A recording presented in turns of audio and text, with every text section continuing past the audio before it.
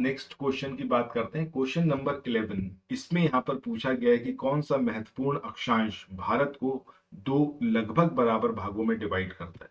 अभी इसके बारे में मैंने आपसे बात करी भी थी कि 23 डिग्री एंड 30 मिनट जो नॉर्दर्न लेटीट्यूड है, ये आपका इंडिया को लगभग दो बराबर भागों में डिवाइड करता है और इसी को लाइन ऑफ कैंसर भी कहा जाता है।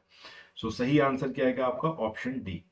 इसके बाद नेक्स्ट क्वेश्चन की बात करते हैं। यहाँ पर आपको चार अलग अलग स्टेटमेंट दे रखे हैं और कोड से आपको बताना है कि कौन कौन से स्टेटमेंट सही है। पहला स्टेटमेंट है कि कर्क रेखा भारत को दो बराबर भागों में बांटती है। बिल्कुल सही बात है।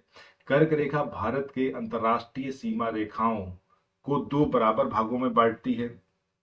ये तो गलत है भाई, ठीक है, ये स्टेटमेंट तो सही नहीं है। इसके बाद भारत का पूर्व पश्चिम में अधिकतम विस्तार कर्क रेखा के साथ है, ये भी यहाँ पर इनकरेक्ट है। भारत में सबसे पूर्वी और सबसे पश्चिमी बिंदुओं। दोस्तों, अगर आप भी तैयारी कर रहे हैं उत्तर प्रदेश पीसीएस प्रीलिम्स या फिर समीक्षा अधिकारी के लिए, तो ऑनलाइन कोर्सेज चल रहे हैं, इनको आप ज्वाइन कर सकते हैं। बहुत ही नॉमिनल फीस के साथ में आप इन्हें ज्वाइन कर सकते हैं और 100% आप इसमें एग्जामिनेशन में सफल होंगे, इस बात की गारंटी है। इन कोर्सेज में आपको क्या कुछ प्रोवाइड किया जा रहा है, एक बार देख लेते हैं। स्टैटिक सब्जेक्ट्स के सारे नोट्स और ऐसे नोट्स जिसको आप मल्टीपल टाइम्स रिवाइज कर पाएंगे, क्योंकि ये सबसे बड़ी दिक्कत होती है कि एंड मोमेंट पर आप रिवीजन नहीं कर पाते।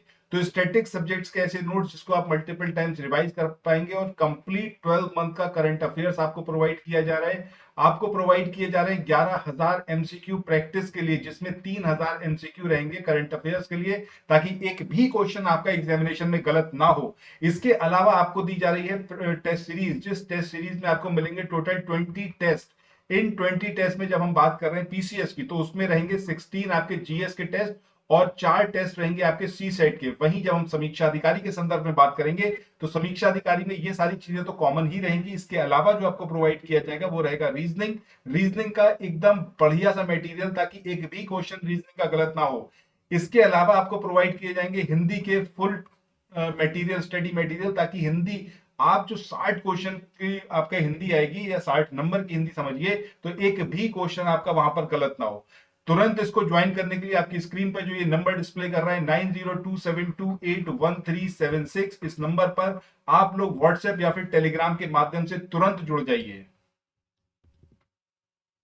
को जोड़ने वाली रेखा जो है वो कर्क रेखा के उत्तर में स्थित है, ठीक है। मतलब वो रेखा जो भारत के सबसे पूर्वी और सबसे पश्चिमी बिंदुओं को जोड़ती है, वो कहां पर है? वो आपके कर्क रेखा के उत्तर में लोकेटेड है। ये स्टेटमेंट करेक्ट, ठीक है। सही आंसर क्या आएगा हमारा? 1 एंड 4, यानी कि ऑप्शन डी जो है वो यहाँ पर सही होगा। इसके बाद आगे बढ़ते हैं अगले क्वेश्चन की ओर।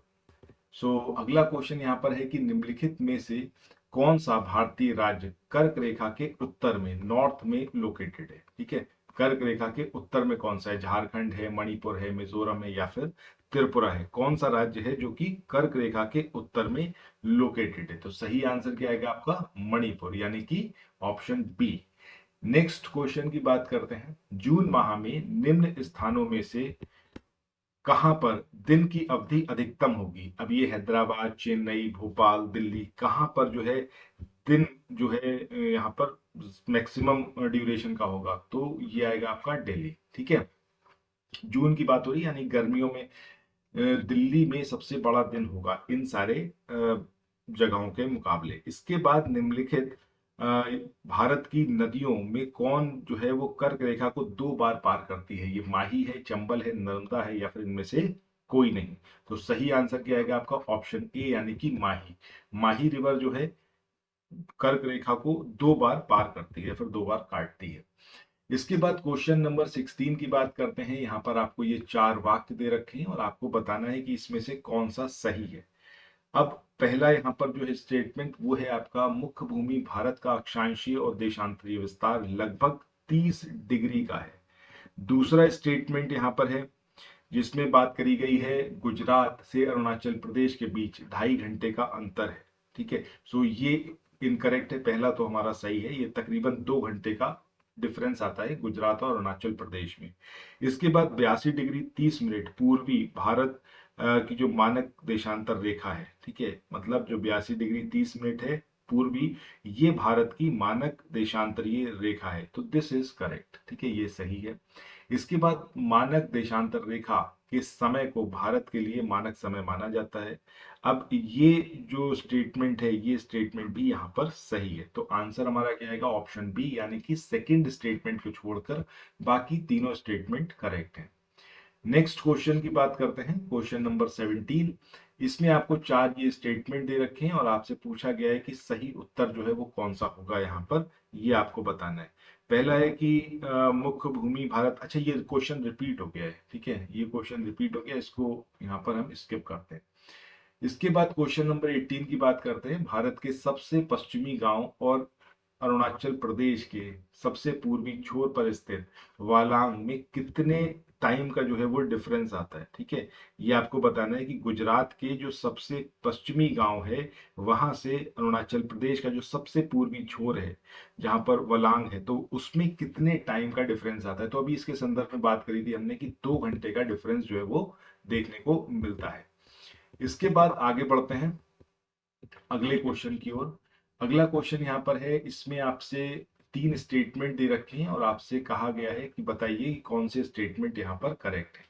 अब पहला स्टेटमेंट जो है, इसमें बात हो रही है कि जबलपुर की देशांतर रेखा इंदौर और भोपाल की देशांतर रेखाओं के बीच में है।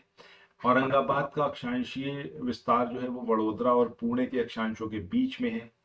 बेंगलोर की अवस्थिति चेन्नई की तुलना में अधिक दक्षिणावर्त है, यानी कि ज्यादा सदर्न में लोकेटेड है आपका चेन्नई, बेंगलोर के कंपैरेटिवली, ठीक है। तो यहाँ पर कौन सा आपका सही होगा। सो ये जो सेकंड स्टेटमेंट है, इसमें बात करी गई है कि औरंगाबाद का अक्षांश वडोदरा और पुणे के अक्षांशों के बीच में है, सही है। बेंगलोर की अवस्थिति चेन्नई की तुलना में अधिक दक्षिणावर्ती है, यानी कि बेंगलोर जो है ज्यादा सदर्न में है इन कंपैरिजन टू चेन्नई, ये भी सही है। बट पहला स्टेटमेंट यहाँ पर गलत है, तो आंसर क्या आएगा आपका, ऑप्शन सी, यानी कि सेकेंड एंड थर्ड। इसके बाद क्वेश्चन नंबर 20 की बात करते हैं कि यदि भारतीय मानक समय के अनुसार पूर्वाह्न के 10 बजे है, तो 92 डिग्री देशांतर पर शिलोंग का स्थानीय समय क्या होगा। ये क्वेश्चन थोड़ा सा आपको अगर निकालना आता होगा तभी आप निकाल पाएंगे, ठीक है। मतलब इसमें आपको ये चीज पता होनी चाहिए कि हर 15 मिनट में 1 डिग्री का डिफरेंस आता है, ठीक है, हर 15 मिनट में 1 डिग्री का डिफरेंस आता है। सो ये इस तरीके से आपको ये चीज पता होगी तभी आप कर पाओगे। तो यहाँ पर इसका जो सही आंसर आएगा वो क्या आएगा आपका, ऑप्शन बी, यानी कि 10:38 पूर्वाह्न। इसके बाद आगे बढ़ते हैं अगले क्वेश्चन की ओर।